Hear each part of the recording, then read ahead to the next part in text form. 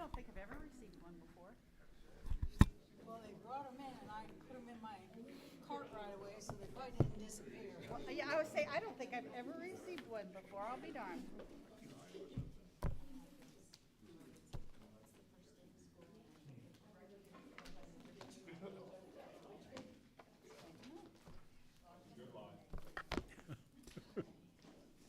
Good. Call the meeting to order. Thanks everyone for coming to our October meeting. If you'd like to join in with us for the Pledge of Allegiance, please stand. Arlette, if you could lead us. I pledge allegiance To the flag of the United States of America and to the republic for which it stands, one nation, under God, indivisible, with liberty and justice for all.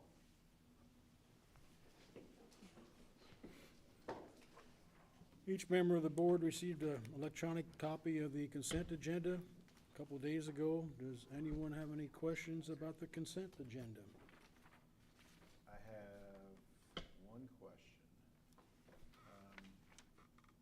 I have a question on the balance sheet, and is this the right section to ask it? There was the amount of the value of the buildings in our fixed assets went from 132 million to 141 million. I was Yes. curious. We just got our fixed asset back from Kroll, and Okay. so they do an audit every 2 years. So whatever they put on our audit sheets, then I change them. Okay. That's the only question I have. Okay. Thank you. You're welcome. Any other questions? If not, I need a motion.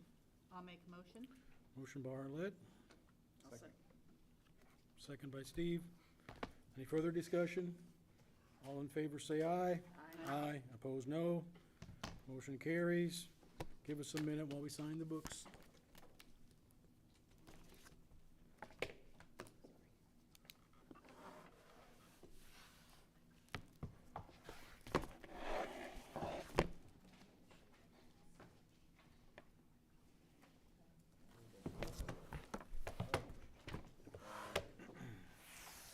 There should be another revenue credit. Well, no. No, good question. What's that question?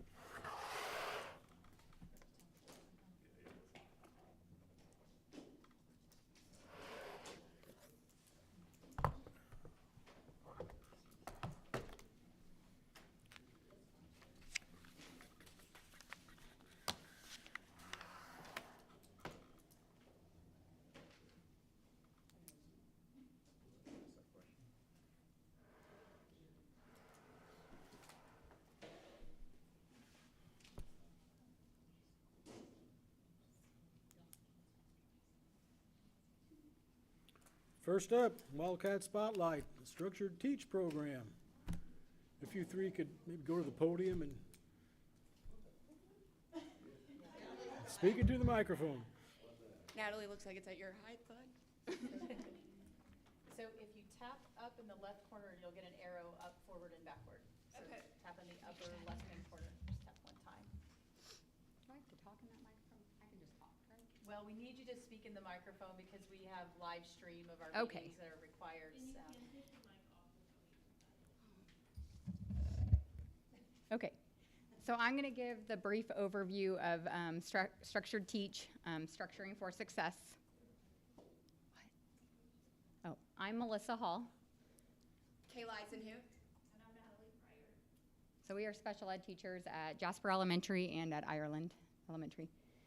So an approach that takes the perspective of the person with a disability and uses their strengths to support their weaknesses.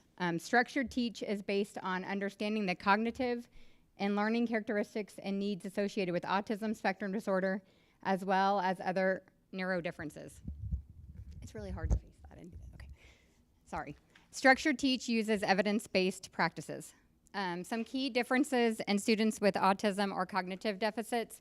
They have communication deficits, they have limited language skills, social differences, poor understanding of social cues, they have difficulty with regulating their emotions, they have a strain in cognitive flexibility, and many times their sensory differences, like with sights and sounds and textures, are things that might irritate them that wouldn't irritate us. One difference to draw attention to is that oftentimes students view a space in details rather than the whole picture.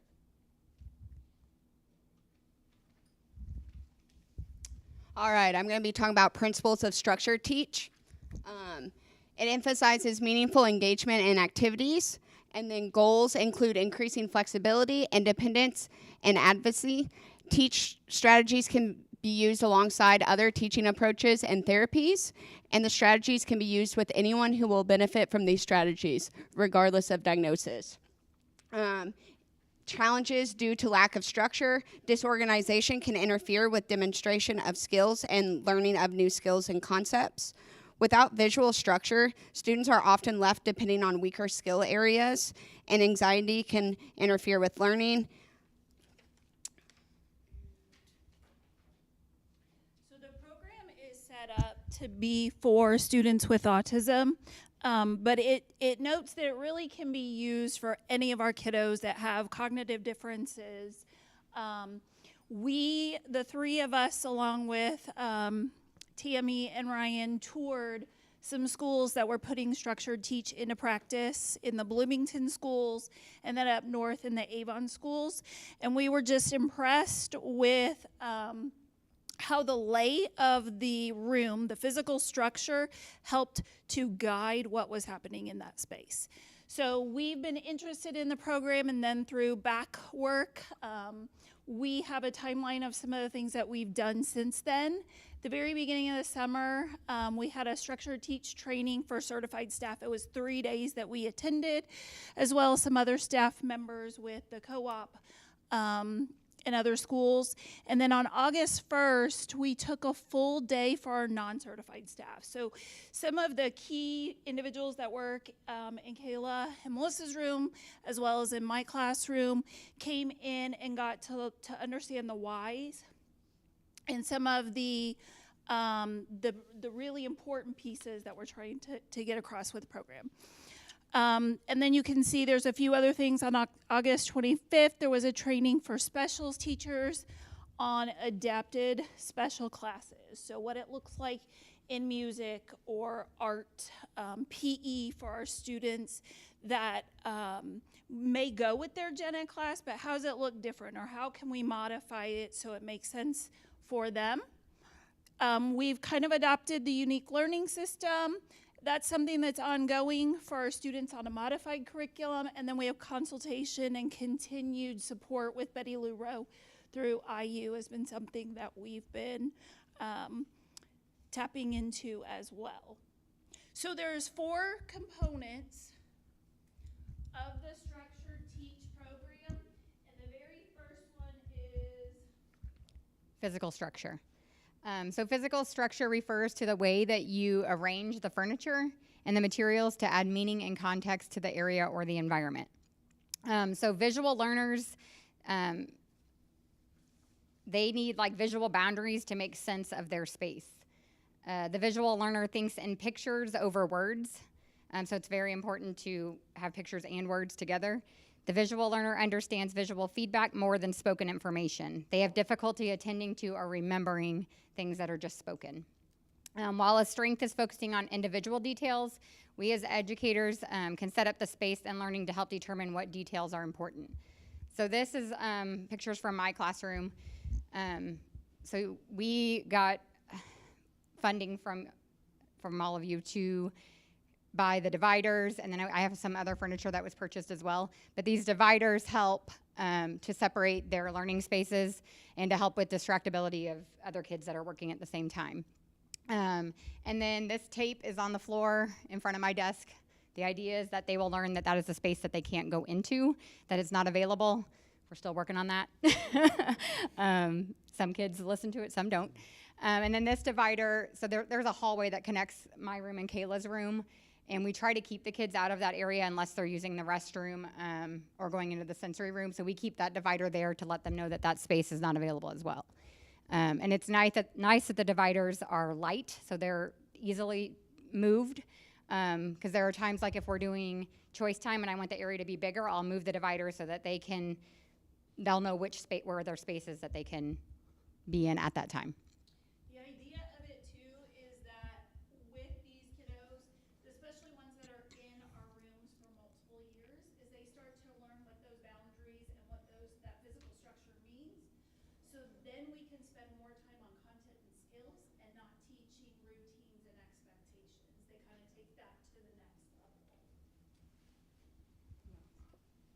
I'm going to point out one more thing. So this is where I moved a divider so that they knew that they couldn't go past that. And also sometimes there are kids playing over here while other kids are still working.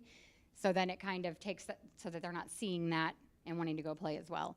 And then you can see it a little bit, but these are like pictures to show on the schedule. Like this says choice time. And then this, I think, is work alone 2 and work alone 3. So then they know where they need to go whenever they look at their schedule, which we'll get to the picture schedules later. They're also nice because, as you can see here, you can flip them each way so our assistants can look over and still see.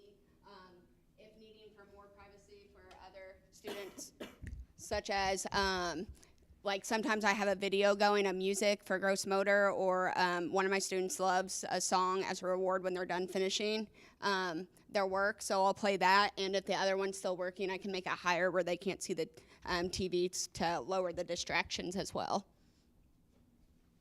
Things are set up from like left to right that our students learn. And there's several different ways that you can do it, but the key formats of like left to right, they grab a task from their left and then move it to the center, work on it. When they're done, it goes to the right. So a lot of those workstations are set up. That was a work alone area over there, so that their information can be moved. In my classroom, every area is called a center. So the work alone center, this is our work with teacher center. Here's our meeting center. They know if they're going to the hallway, they see the visuals where they line up, where they can sit or they can stand. So then we can take these things to other locations where they can generalize those skills in other spaces.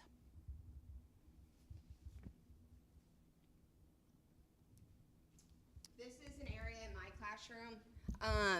I have 2 students with high medical needs and just needing some more assistance at times. So I have another divider that goes here at times that when no one is in there, and they're to close it off, to give them more privacy, to work more individualized and with these resources.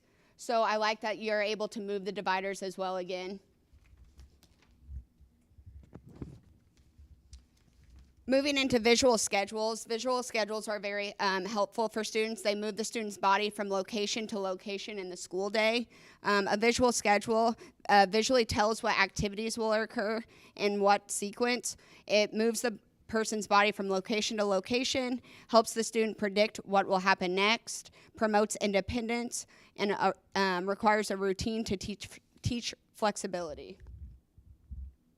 Okay, so these are 2 samples. Sorry.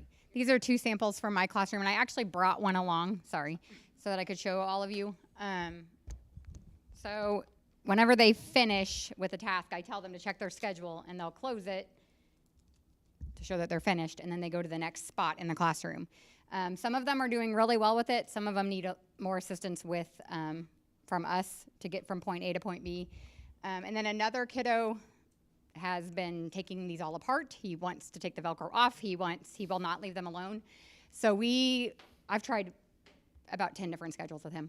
But currently we are writing it down, and then he erases it as the schedule goes away. So that's kind of working for him right now.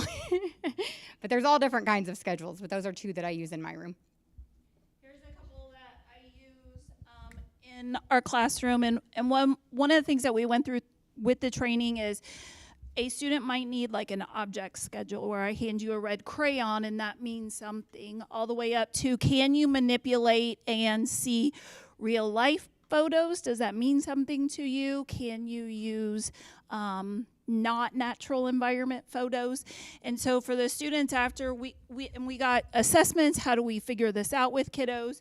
We went with most of the students have something like this. It's red, yellow, and green. Green at the start of the day means go, and then when they get to the red page, it's stop. But they will take the picture off, and they will put it in the area when they get there with their body. A couple of 5th graders are older, and they go back to the gen ed classroom quite a bit. And so they have a schedule like this where they can check off. They feel a lot of ownership and independence with that. They know where they're going. They don't need to ask where they're going. Again, I think about when we walked into this room, you know, we saw all these empty chairs, so that clued us in, even if we don't come to board meetings regularly, that we're probably supposed to sit over in this area. A lot of times our kiddos will come into a space and they don't pick up on those clues of where their body is supposed to be. So this allows them to transition with more independence without the adults guiding them to a certain space. And so the schedules move their bodies to that space. The work system tells them what to do in the space. It is how much work, when am I going to know that I'm finished, what do I do next? So setting up systems at each of those locations so our students know what they need to do. This one. So this is what I'm using with one of my kiddos. I keep forgetting that. I'm using this with one of my kiddos instead of a visual schedule because seeing the whole day is overwhelming for them. So like I will pull off what they're doing currently and we'll say first reading, then, and in this case, they were going to get to play with some farm toys. So this is just another way to do a schedule or to do a work system.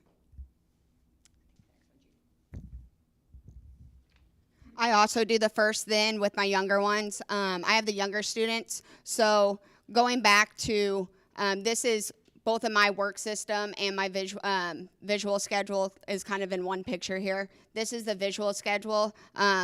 My kids are the younger ones, so each center of mine has their own color in the classroom.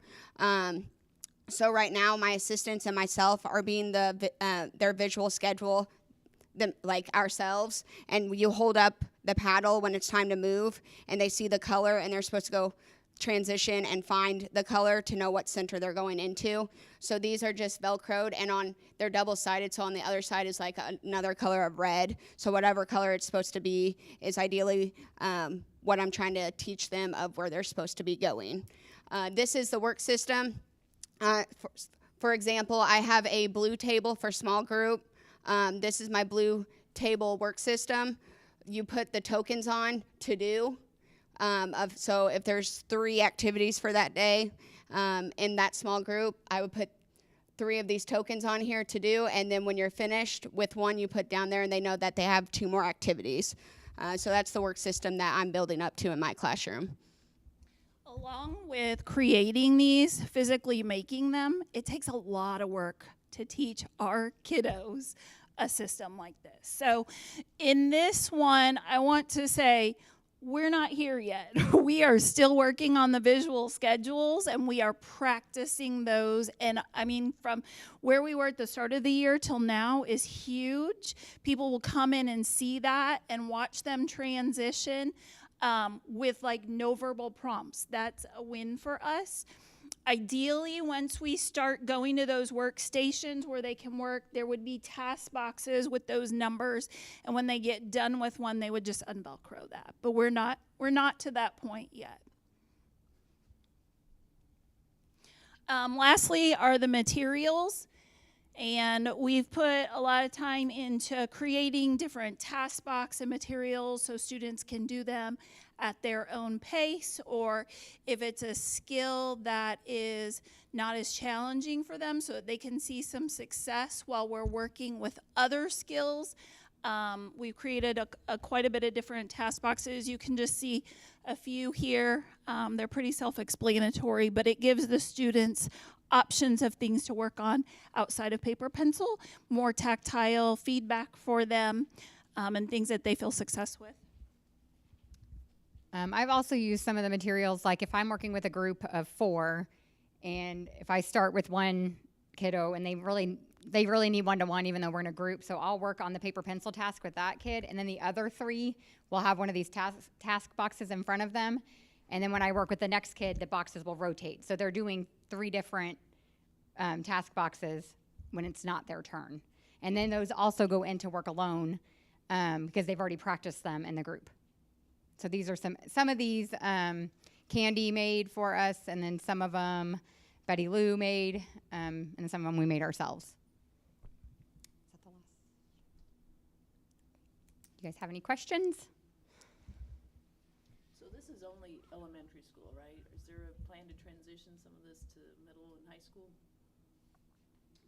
or do you know?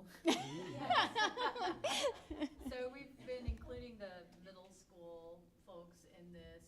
They're not nearly as engaged at this point as our elementary team, but they have been involved in some of the training at this Teresa point. came to the summer training and has been implementing some, but the level of hands-on support is primarily in elementary right now. But the plan, at least Tracy and my plan, is to definitely continue to work into the middle. It's one of those old adages, you have to crawl, then walk, then run. And the amount of like training and the time that this team has put in up to this point to where we are today. And then also I think having Betty Lou as a support, she's coming again. Okay, so she'll come back and she's supporting the work.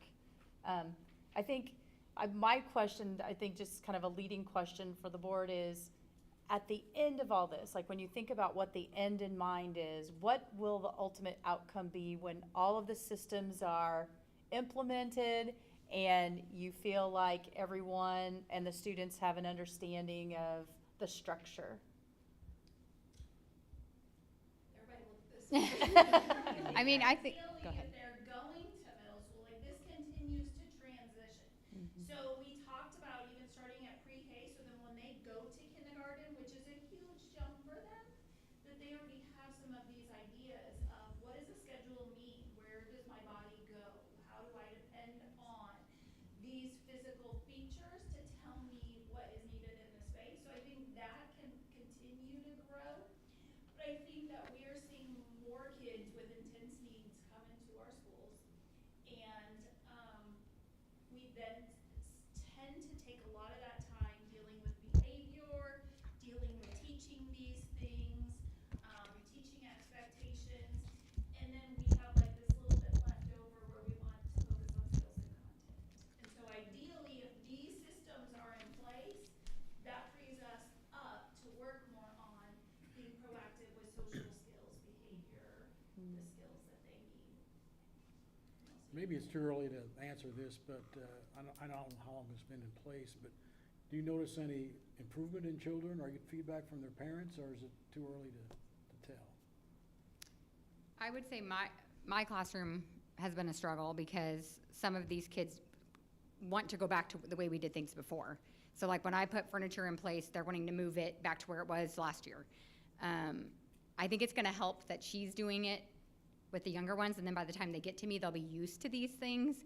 But right now, like putting it all on them new has been a big challenge. But so right now I'm not seeing a ton of gains. Some of the kids I am, but not all of them. I think it just depends on which ones that are really stuck in routine and want to keep things the same. And then some of them have been more open to change. Did you start at the beginning of the school year? Some of it, yes. But then we've added things as we've been going. Like the visual schedules I had from the very beginning. But then like some of the furniture I've moved along the way because I've decided I didn't like how it was, and then they want it back how it was. And like they'll argue. So I appreciate you getting your non-certificated staff on board. They are so valuable. And people, I think, sometimes forget everything that they do. And for them to be included in training is very commendable, because. And we had 100% attendance of all of our assistants. And that is amazing. There was 12 of them, I think, that came. Yes.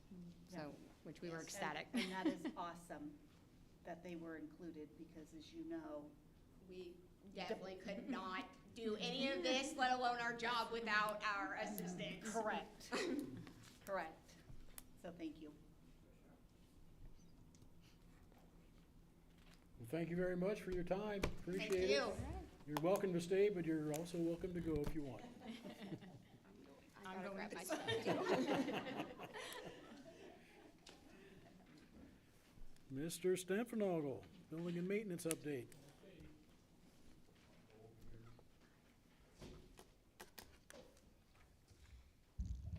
All right, good evening, everyone. I have one action item this evening, and as you know, For the last several months, we've been collaborating with Dr. Lori and Mr. Hubster at the middle school on finishes, improvements over there at that school corporation. It's hard to believe that school's going on 24 years of age.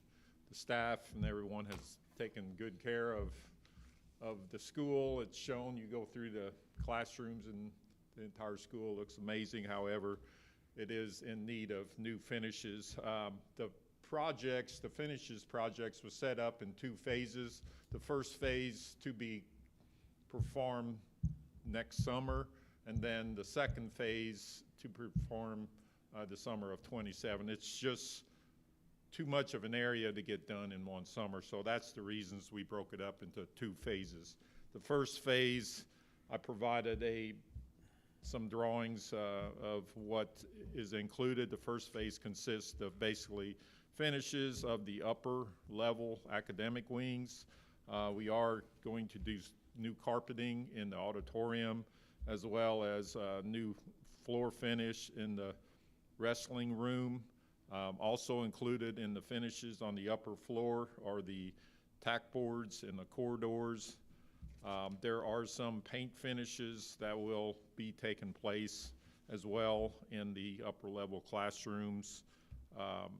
We are repurposing the existing computer labs in the upper level classrooms, turning them into basically regular classrooms.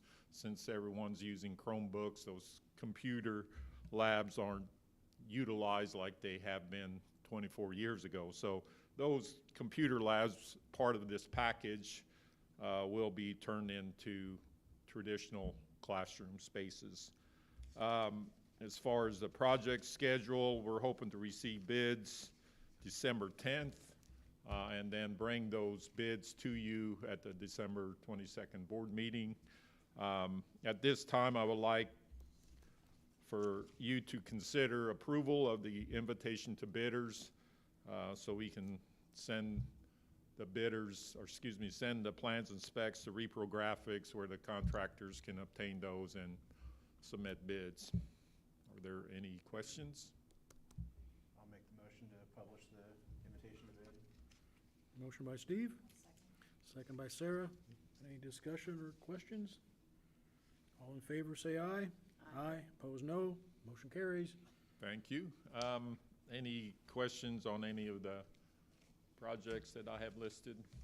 So the roof update, was there any damage to the actual gym from the leakage? Was there any actual structural damage to that during the No, ice? no. Nothing? Okay. Dr. Lori did a great job on the Zambini sucking up water. There No. are no pictures, Yeah, right? no, not that I'm aware of. No damage.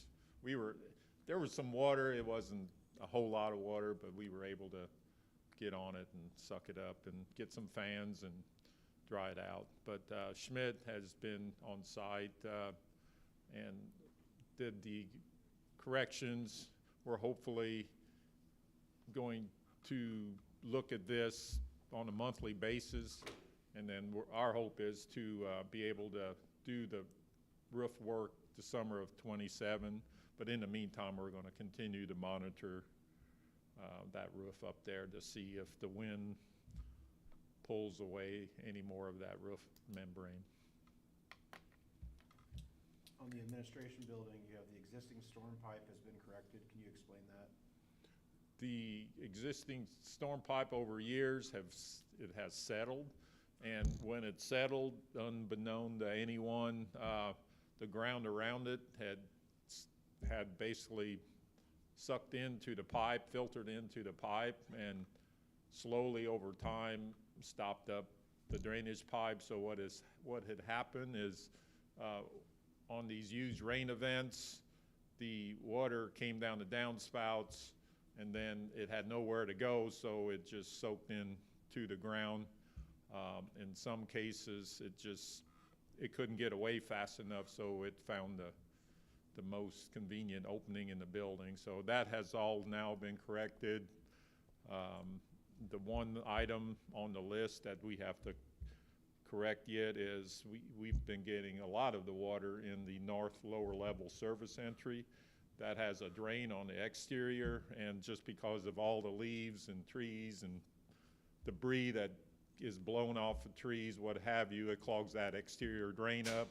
That exterior drain, obviously in rain events, it stops up, and then the water runs in the building. That's another problem area that Dr. Laura approved, installing a canopy with 2 side enclosures on that. That will keep the rain out of that area, as well as we're hoping a lot of the leaves and debris from clogging up that drain.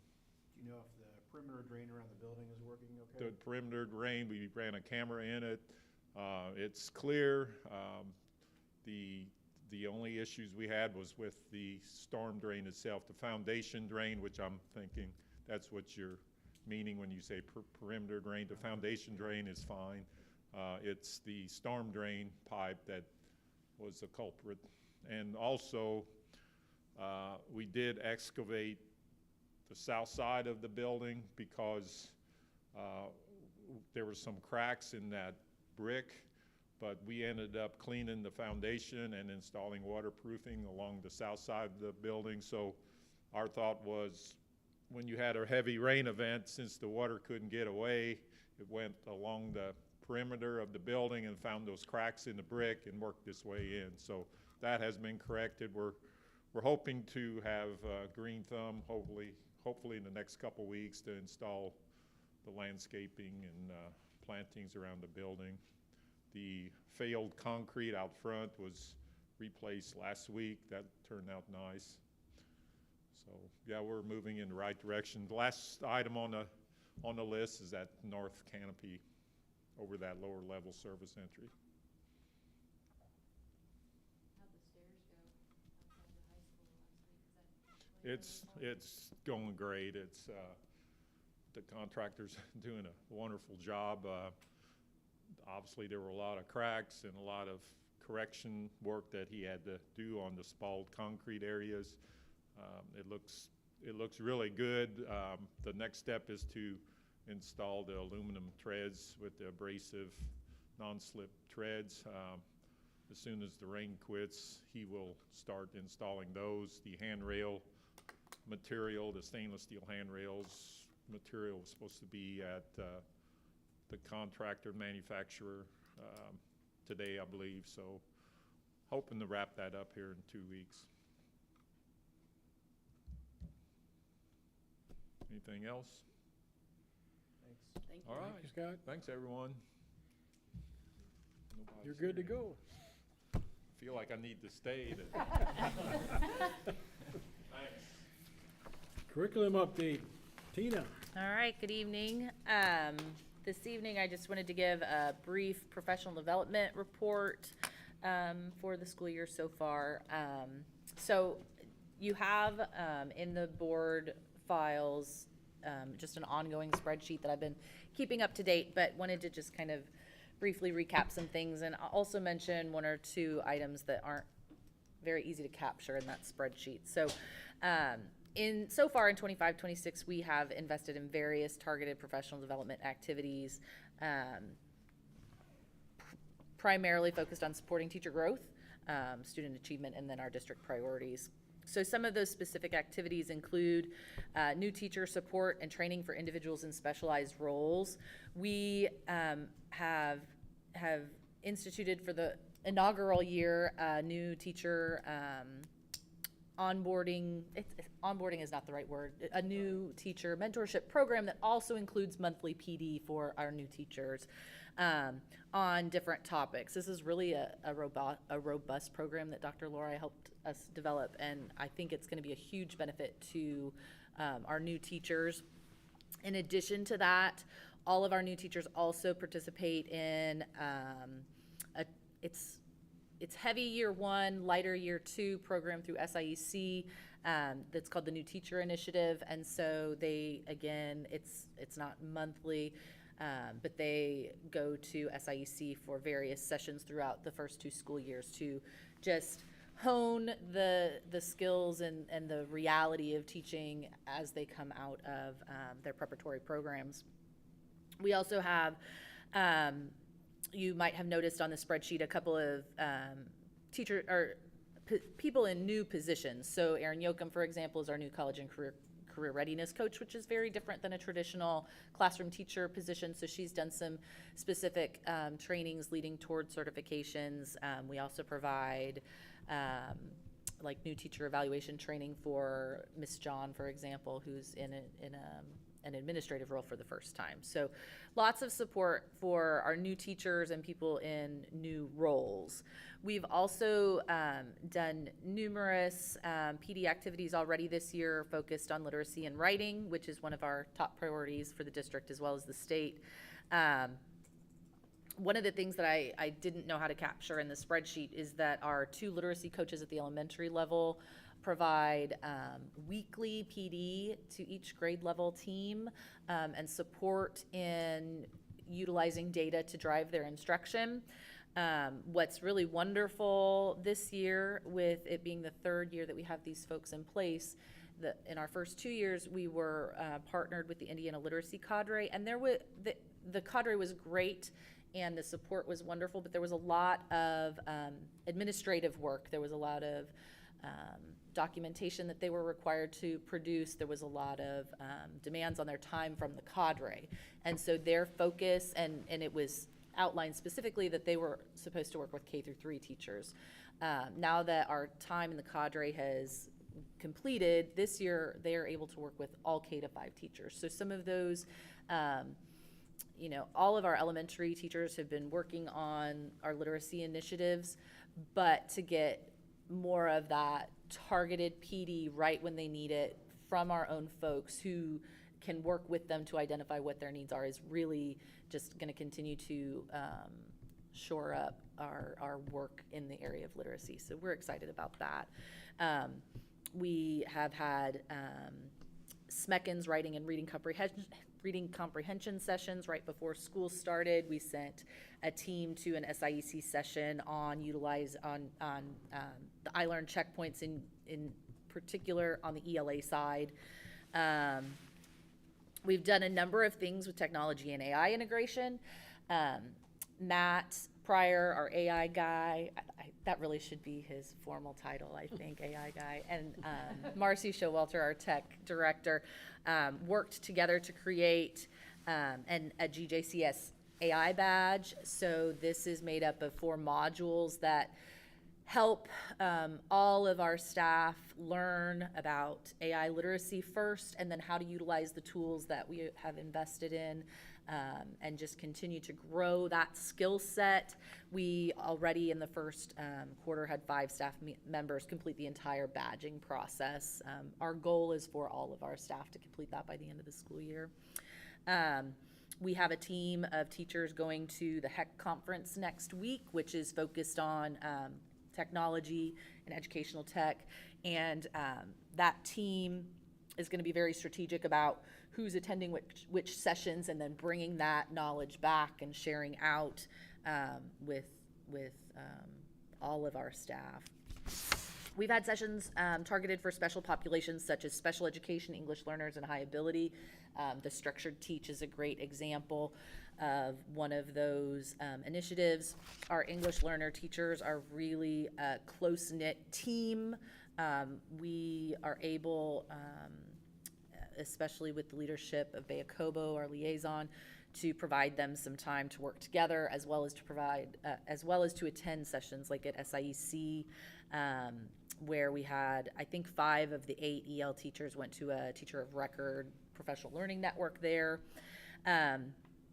For our high ability students, we had 3 teachers attend AP training over the summer.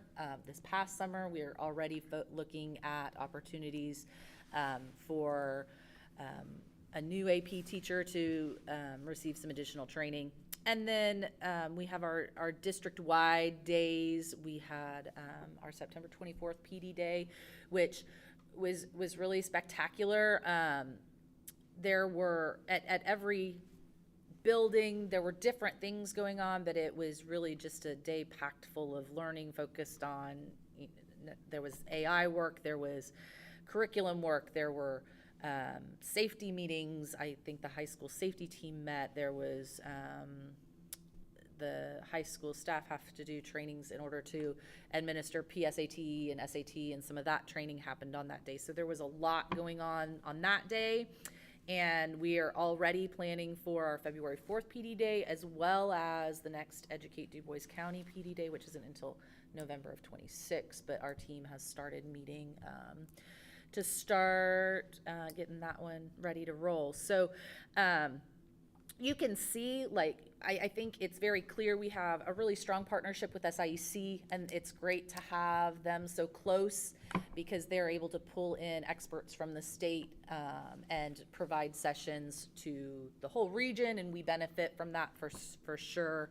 And then again, just where funds are concerned, primarily Title IIA is our funding source for professional development, but where PD focused on English learners is concerned, Title III is utilized. High ability students, we can utilize our high ability grant for trainings. And then, you know, sometimes we just invest where it's important. But our budget for Title II is strong this year, is solid. So being a quarter of the way through already, we're in good shape to keep our teachers learning. So. Questions? Anything in particular that you're curious about? Okay. All right, thanks. Thank you. Yep. Student Support Services and Transportation update, All right, Mr. thank you. Beekline. I just want to share some information on a couple of upcoming events. On November 6th, next Thursday, we will be hosting a regional training event. We're partnering with the Office of School Safety at the state. The reason I think these are valuable, we don't get a lot of those opportunities in Southern Indiana. Most of these are held in Indianapolis or north of Indy. Why they're important, we have an abundance of advanced school safety specialists that in order to keep their status, they have to go to certain requisite trainings to maintain that. So they have to get certain hours in. So for instance, when you host a regional training, that counts for half of what they have to do for the year. If you went to 2 regional trainings, they're good for the year. If they go to the state conference, that counts. Or they can do, I believe, 10 hours online of watching videos and answering questions. So anytime we can, we try to host these to make these things available, not just to Greater Jasper, but to the region. We have a couple of interesting guests this time because we were able to fill out a jot form and kind of request different offerings because a lot of times the same things are offered and it gets stale. So we have a speaker named DJ Schaff who actually started out as a policeman in Ferdinand, and then he went to Carmel, became an SRO, and now he's a leader in the Carmel Police Department. He's going to speak on being the best leader you can in any capacity, whether it's safety or just any staff member in a school system. Comes highly recommended. And he's the morning speaker, and the afternoon speaker is Michelle Deneau. It's French, so I think it's Deneau. And she's going to speak about grooming, and her presentation is just called Predators 101. So I think we have 2 amazing guests, and actually we're going to get our lunch catered, so we're happy about that.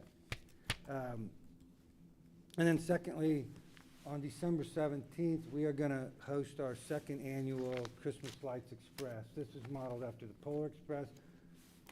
We don't have a train, so we just use buses. So this year, we're going to pull out of JES about 6 p.m. The buses will roll. We've kind of condensed our route. We're mostly going to concentrate on the Skyview area.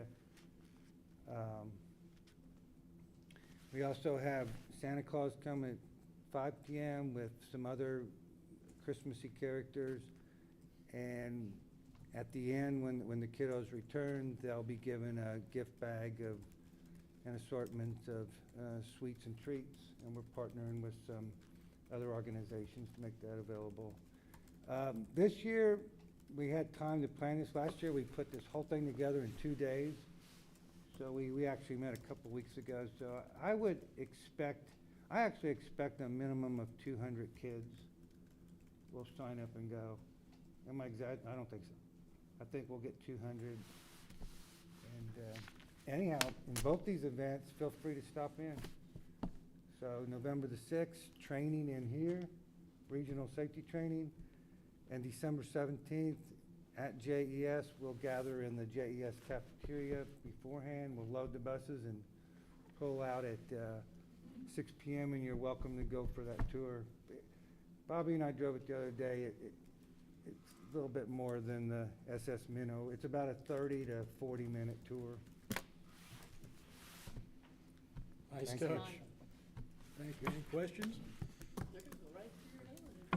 I know. Gotta What's that? stop by the Right through our sled out there where Santa Claus stays out. Yeah. I don't know. Your Santa's out there. We got Santa's gonna be out there too. He'll be in the neighborhood. Yeah, we've got that arranged. Yeah. We've got big plans. Don't we, Jillian? Thanks, B. Thanks. Dr. Lori, other business. Thank you. The district and the Jasper Classroom and Teachers Association began formal contract negotiations in September. And we had 3 objectives that we were trying to accomplish at that time. One was to ensure that we would arrive at an end contract that would comply with the requirements of the Indiana Employee Relations Board. We wanted to be able to provide additional compensation for our teachers all along while maintaining our financial health and a healthy cash balance in our education fund. And we certainly wanted to secure at least a 1-year agreement. So we believe that the proposal that the board received accomplishes the intended objectives that we had set at the beginning of the process. In our agreement, it includes a $2,100 base salary increase for all teachers. Along with that, I would also like to recommend that all eligible administrators, certified social workers, and the Little Wildcats director receive the same increase as outlined in the teacher contract. Per Indiana statute, prior to approval of this contract, we are required to allow for public comment regarding the posted and proposed agreement. So at this time, we would open it up for public comment, but seeing as though we have no visitors in our meeting, we will forego that piece of the process. So at this time, I'm simply asking the board to consider approving the proposed 2025-26 collective bargaining agreement between the district and the Jasper Classroom Teachers Association, as well as the increase for all eligible administrators and other staff. I'll make the motion. Go ahead. Or let Ken. Motion by Arlette, second by Judy. That sounds great. Okay, any questions or discussion? All in favor say aye. Aye. Opposed, no. Job well done by all. Thank very you. much. I really would like to commend the bargaining team from the association. They really are a great team to work with, and they view our partnership in ensuring our fiscal health and take that very seriously. So kudos to them as well. Certainly. I do need a signature from you on the top line there. Okay. Okay. All right. Our next item deals with the hourly wage schedules for all of our hourly folks. The board was presented with a change or increase to all of those hourly wage scales. If the board approves, we would implement those effective December 1st of this year. So at this time, I'm asking the board to consider approval of the increases for hourly wages. I'll make the motion. Motion by Sarah, second by Judy. Always in second tonight.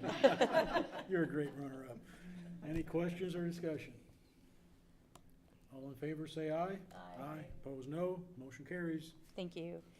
And then lastly, the board received proposed changes to the Jasper High School Athletic Code of Conduct at our September board meeting. And at this time, I'm recommending that the board consider approval of those recommended changes to become effective during the 2026-2027 school year. Can we separate that into 2 motions? One being the approval of the change and second being when it's implemented? And I'm just curious, before if we do that, what are the adverse consequences of implementing it immediately? I think the consistency of the application of the code of conduct with current athletes who have already read and signed the code of conduct, some of which have been dealt some consequences as a result of any of their actions. to change that midstream, we feel like creates some inconsistencies.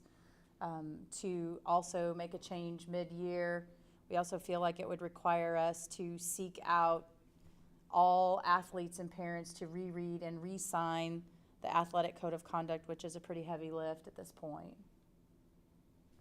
I would note the athletic director recommended that. Mm-hmm.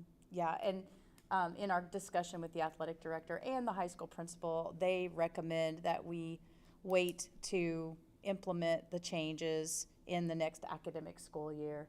I think they're all in favor of making those changes, but wish to wait for the 26-27 year. I didn't know they'd have to go back and have all the parents and students re-sign it. I thought Mr. Kendall said at the last meeting that wouldn't be required, but I misunderstood. It was my understanding in my conversation with them that they would have to do that in order to make sure that all athletes understood what the changes were and sign off again that they were committing to ensuring that they understood.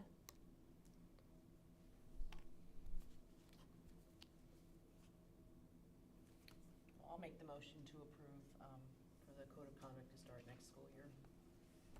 And I'll second. Motion by Judy, second by Arlette. Any further questions or discussion? All in favor say aye. Aye. Opposed? No? Motion carries. Thank you.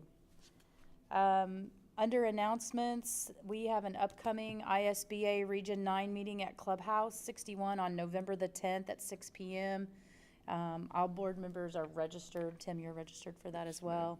And then our next board meeting will be Monday, November the 24th at 7 o'clock p.m. And that's all I have to bring before the board this evening. Does any board member have any other business to bring before us? If not, I'll have a motion to adjourn. I'll make that motion. Motion by Sarah, I'll second. second by Judy. All in favor say aye. Aye. Aye. Opposed, no.